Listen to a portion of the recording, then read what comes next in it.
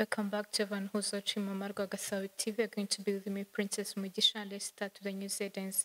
President Paul Kagame in Washington ahead of the historical Democratic Republic of Congo Peace Accord signing. Gold processed in Rwanda reaches 2.5 tons per month. On the international scene, China massing military ships across the region in show of maritime force, sources say. Let's take a short break to be back into the news details.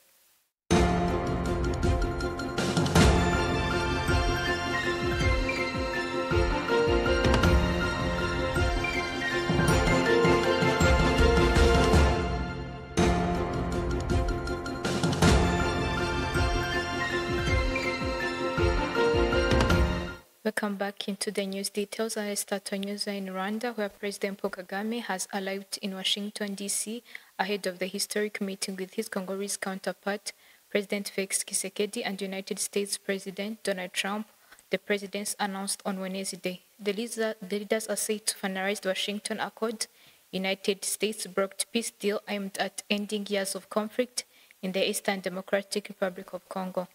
The signing ceremony, scheduled for December 4th today, follows months of intensive diplomatic efforts led by President Donald Trump and comes after initial agreement was reached in June. In addition to the peace accord, the two leaders are expected to tackle the regional economic integration framework that was negotiated last month. Relations between Rwanda and Democratic Republic of Congo have been strained for years. Kinshasa has accused Rwanda of supporting the M23 rebel group, which controls key eastern cities, including Goma and Bukavu. Rwanda has consistently denied this allegation, instead accusing Democratic Republic of Congo of harboring the FDLR, a military group linked to the 1994 genocide against the Tutsi, arguing Democratic Republic of Congo to resolve its internal security issues independently. The Washington Agreement outlines the neutralization of the FDLR and lifting of the Rwanda's defense border measures. President Paul Kagame recently emphasized that lasting peace will require commitment for all parties involved. The upcoming signing in Washington is being closely watched as a crucial step towards stabilizing Eastern Congo and strengthening the regional cooperation in the Greater Lakes region. Turning to our next story, yesterday, Ambassador Charles Karamba participated in the fourth quarterly briefing of African Ambassador hosted by the UN Economic Commission for Africa. The meeting reviewed the key activities of 2025 and the plans for 2026. It commenced the AC Cooperative Development Program, cited UNCA, supporting in Kigali Nuclear Innovation Summit of June 3rd to 1st July. He finally appreciated and welcomed the potential collaboration and support for the Rwanda Atomic Energy Board in its effort to pursue peaceful use of nuclear energy and technology for sustainable development.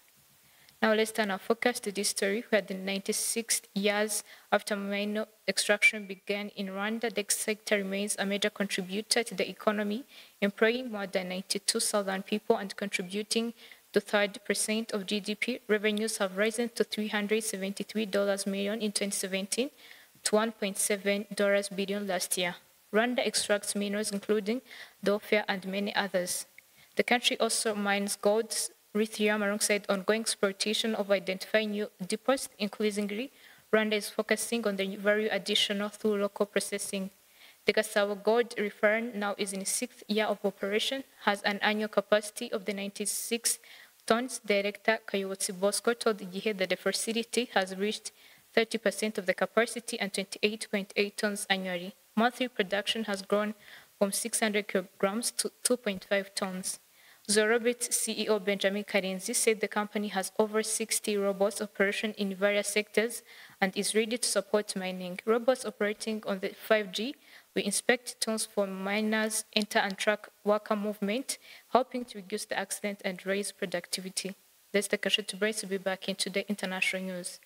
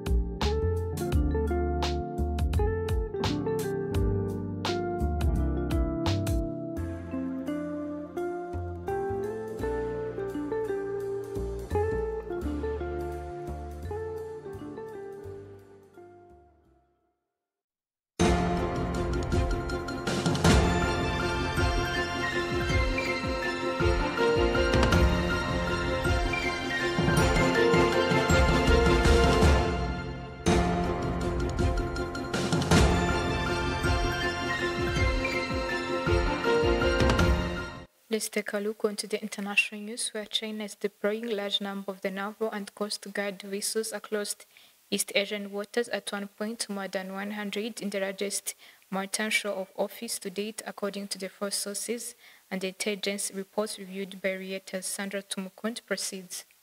Let's start with international news in Africa. Elban, man accused of crimes against humanity and war crimes at Tripoli prison, made his first appearance before judges at the International Criminal Court on Wednesday. 47-year-old Khalid Mohamed Ali El Hishli set expressionless as court officially laid out charges of murder, rape, and torture. He spoke only to confirm his identity and later asked the judge to release him while the case proceeded. Presiding Judge Ulia Motok told his lawyer to file a written request for provisional release. El Hishli was transferred to the Netherlands on Monday after Germany arrested him in July on sealed ICC warrant. Prosecutors say he was a senior commander at Tripoli's Mitiga prison between 2015 and 2022, ordering or overseeing the abuse of detainees. Faces 6 counts of crime against humanity and 6 counts of war crimes, including personal murdering, 1 detained, and electing the murder, rape, and torture of others. Was not required to enter prison. Judges will decide at May 19 hearing whether the evidence is strong enough for a full trial. His case would be the ICC's first Liban trial since the UN ordered an investigation in 2011. The court still have a warrant for 9 other Liban suspects, including a son of Muammar Gaddafi. Turning to our next story, U.S. Special Envoy Steve Witkoff will meet the head of Ukraine's National Security Council,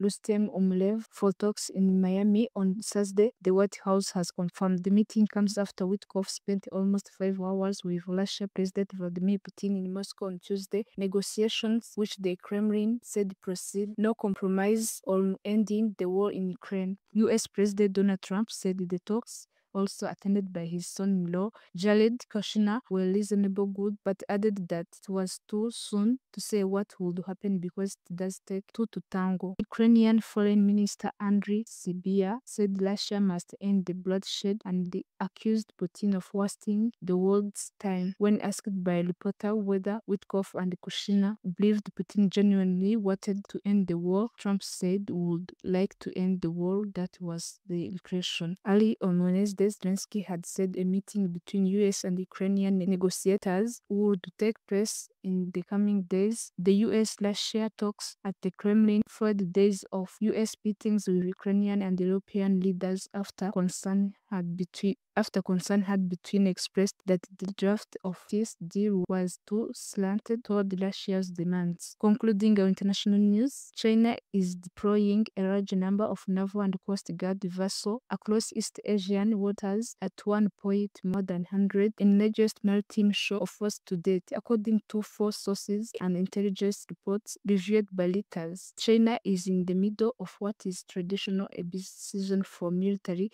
exercise, though the People's Liberation Army has not made any announcement of large-scale official named drill. Still, the rise in activity is happening as China and Japan are in diplomatic crisis after Japanese Prime Minister Sanae Takaichi said last month that hypothetical Chinese attack on democratically ruled Taiwan could trigger a military response from Tokyo. Beijing has also been engaged by an announcement last month by Taiwan President Lai Ching-te of an extra $40 billion in defense spending to counter China, which views the island as its own territory. The Chinese ships have massed in waters stretching from the southern part of the Yellow Sea to the East China Sea and down into the contested South China Sea, as well as into the Pacific, according to 4 security officials in the region. This is the end of our international news. My name is Saula Sandra Tumukunde, Mama Rwanda'S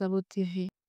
As we come to the end, let's go back with the news headline. President Paul Kagame in Washington ahead of the historic Democratic Republic of Congo peace accord signing. Gold processed in Rwanda reaches 2.5 tons per month. Under international scene, China massing military ships across the region in show of maritime force, as sources say. Thanks for having me. Stay tuned.